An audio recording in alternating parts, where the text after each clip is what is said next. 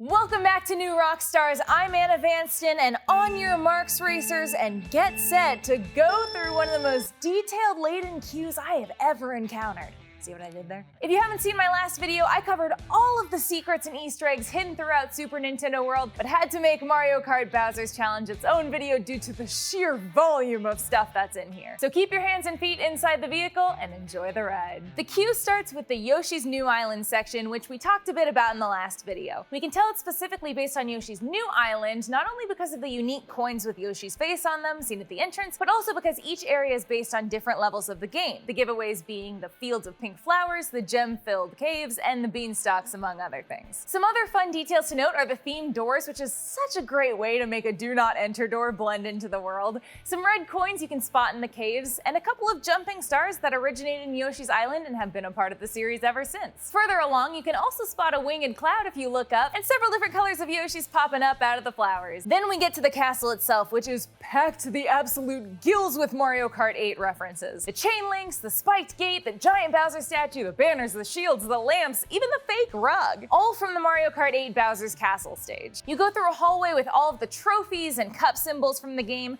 ending with the Universal Golden Cup, which is what you, on Team Mario, are racing against Bowser and the Koopalings to win on this ride. There's also a letter from Bowser that has a similar font to Bowser's letter in Super Princess Peach, which I thought was a cool detail. Next we enter what I will call Bowser's study, and whoo boy, let's jump in. We first see an airship model and blueprints on the walls, and imagine my surprise and delight when I saw the blueprints were already labeled Galaxy. Makes my job easy, right? Nah, these are the exact airships from New Super Mario Bros. Wii U. And while ships that kind of look like it appear at the beginning of Galaxy, the back propeller and some other features are missing. It's the Wii U ships, man. Why they gotta do me like this? Moving on, there's an adorable furnace powered by lava bubbles, complete with a poker, bellows, and other fire-stoking tools. There's also tons of books. Here's the list of the ones I found. I'm not gonna say them all out loud because there are 75, but a few of my favorites are Cloudy with a Chance of Pain, A Romantic's Guide to Falling in Lava, Party Games for Friends and Enemies, a Mario Party reference, Inside Story, probably referring to the game Bowser's Inside Story, and Unthwomp Yourself, which I'm pretty sure is a parody of the book Unf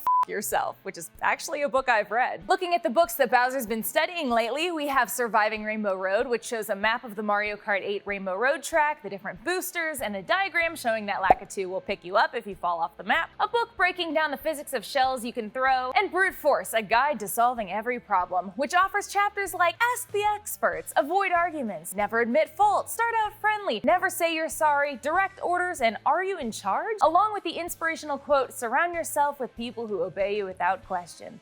Thank you, Bowser. In this room, we also have a crystal ball, perhaps Boo's crystal ball from Mario Party 4, seeing as there are lots of Boos featured throughout the room, a throne that's kind of similar to Bowser's throne in Paper Mario Color Splash, with Peach's portrait on it, and a cardboard diorama of a karting track that teases some of the upcoming attractions, which actually has a Mario Galaxy reference in the mobile above it. That planet is known as the Gateway Galaxy, and it's the very first place you land in Super Mario Galaxy to start off the game. This room is so packed, there's even stuff under the table. Not super important stuff, but it does really make this place feel lived in. If we head over to a nearby work table, we can see via post-its that Bowser has lunch with Iggy and Roy at noon on Tuesday, a feeding schedule for, I assume, a piranha plant, and a shopping list that includes potting soil, plant food, bandages, and burn cream. I love that it includes bandages and burn cream because it evokes this great mental image of Bowser constantly being chomped by piranha plants or burned by bomb explosions, considering the blueprint next to the work table stresses that a short wick cannot be used with bombs. Though maybe the fact that he's still working on bombs is foreshadowing, because the map on the wall above the work table lays out which enemies will appear where in the upcoming course, and the only one that doesn't actually show up in the area it's supposed to is the bomb. Moving along, there's a board labeled Today's Starting Grid, which shows where all the racers, including the two carts that you and the other group ride in, should be lining up at the starting line. It's not quite consistent with the actual race, one example being that the board shows Daisy and then Toad, when on the ride it's Toad and then Peach. This is Daisy Erasure. After this, you head through doors straight out of Bowser's Castle in New Super Mario Bros. Wii. Next, you enter an enemy assembly room where Mecha Koopas, Bob-ombs, and Bullet Bills are being made. This room gives me big Mega Mecha Koopas swing and stomp from Mario Party 10 vibes, mixed with the Bob-omb factory from Mario Party 9. Some fun details in this room are the hot coal suspended from the ceiling, little Koopa footprints leading away from some spilled oil, a chalkboard reviewing the mechanics of POW blocks and Bob-ombs, a production tracker of how many of each enemy were made that day, and hand imprint scanners for Bowser and Bowser Jr. at the door. You then get to see the Mario Kart TV, or MKTV, production room. MKTV is the fictional broadcasting system in Mario Kart 8 and is heavily featured in the first course, Mario Kart Stadium, and can be seen throughout other courses too. And this room is decked out in TV production stuff. Around the room you can see cameras, soundboards, wires, storage boxes, Apple boxes, a library of tapes, lights. Even the screens actually show legitimate test cards that would have been used in TV broadcasting studios throughout the years. Test cards are television test signals that were broadcast to allow for adjustments of picture quality. At the beginning of TV broadcasting, they were actually physical cards, but eventually evolved into digital cards that allow for things like color correction, alignment, and calibration. One of the test cards that they've obviously Mario-fied a bit is called the Indian Head Test Pattern and was introduced in 1939. The different symbols and lines allowed broadcast engineers to adjust framing, perspective, frequency response, and brightness and contrast, among other things. Two of the others shown are two of the more popular test cards today, the Philips PM5644 test pattern, commonly known as the Philips pattern, and the EBU color bars. The Philips pattern provides reference levels of black, white, and color saturation in order to set a receiver, and the EBU color bars are used to make sure that there hasn't been an alteration in color or luminance in transmission, and adjust accordingly if there has been. And that's your TV lesson from a complete non-expert for the day. But those aren't the only things on the screens. They also show racers, karts, different courses from Mario Kart 8, an MKTV truck that shows up in-game in 3DS Toad Circuit and Wii Coconut Mall level, a side view of Mario, Luigi, Peach, and Toad driving by that I believe is an homage to the opening screen of the SNES Mario Kart, and most prominently the head operator of MKTV, Lakitu. Lakitu appeared in the first Mario Kart game holding a starting light that cued racers, but it wasn't until Super Mario 64 that he got his start as a camera operator, and he, and now his team, have been going strong ever since. On another board in the room, you can also see quote-unquote live footage from several Mario Kart courses. The monitors show Bowser's Castle, N64's Rainbow Road, Yoshi Valley, Grumble Volcano, Cloud Top Cruise, Shy Guy Falls, Melody Motorway, which was formerly Music Park, Dolphin Shoals, Thwomp Ruins, Game Boy Advance's Mario Circuit, Twisted Mansion, and Thwomp Ruins again. Some of the other cheeky references they snuck in here are the various tires around the room that are the Cyber Slick, Standard, and Hot Monster tires from the game, and a super horn that's between a couple of the TVs, which is an item in the game that emits a shockwave around you when used. Continuing my obsession with doors, the doors to leave this room are straight out of Mario Kart 8's Bowser's Castle. So, we've made it to the Racers Prep Room. In this room, you can see various racing suits that are actually the Mii racing suits that you get from using amiibos. They match all the characters you can get power bands for except Daisy. Snubbed again. They also each have items at their station that fit the characters they're representing. Luigi has the Poltergust 5000. Fun fact, the Poltergust 4000 was a cart that debuted in Mario Kart DS. Peach has her parasol that looks closest to her Super Smash Bros. One. Mario has a Tanuki suit and his plumbing toolbox and belt. Yoshi has some Yoshi eggs, and Toad has a mushroom and a gift box from the Toad houses. In this room, we can also see the sponsors for this race, which are again also featured in Mario Kart 8. In this and the next room, there are advertisements for Galaxy Air, Roy Smooth Sounds, Bowser Oil, Mushroom Piston Engines, Bullet Bill Speed Trial, Mario Motors, Lemmy's Tire Service, Undead Motors, and Fuzzy Battery. And the employees have patches that also advertise 1UP Fuel, Bob-omb Plugs, and Green Shell Taxi. Next, you transition through a room where the assembly line continues and has arrows that look like a mixture of Mario Party 7's Bowser's Enchanted Inferno and Mario Party 9's Bob-omb Factory, and the banners of each of the Koopalings before finally landing in the load-up station to get into your cart. But wait! Look up and to your left and right to see Mario and Luigi's standard carts, and then admire your cart, which we can tell from the front and the boosters in the back is also styled after the Mario Kart 8 standard cart. Now for the ride itself. Sensibly, you start the race coming out of Bowser's Castle, which you can tell because of the starting line that matches the games and the gateway out. You can see what looks to be Royal Raceway judging from Peach's Castle, the hot air balloons, and the cherry blossom trees before you're cut off and have to detour through more of Bowser's traps, also from the game, before entering Piranha Plant Slide. You can tell this is the beginning of the Piranha Plant Slide course due to the castle towers made of brown stone and giant pipes everywhere. You pass by a view of the Game Boy Advance's Mario Circuit before narrowly avoiding a wave of fuzzies, which is referencing Fuzzy Time Mine, a level in Super Mario 3D World where you have to escape a rising tide of fuzzies. You then go into a pipe that brings you into the sewers of Piranha Plant Slide, and then into Dolphin Shoals, where I faced my worst nightmare, a giant eel coming at me.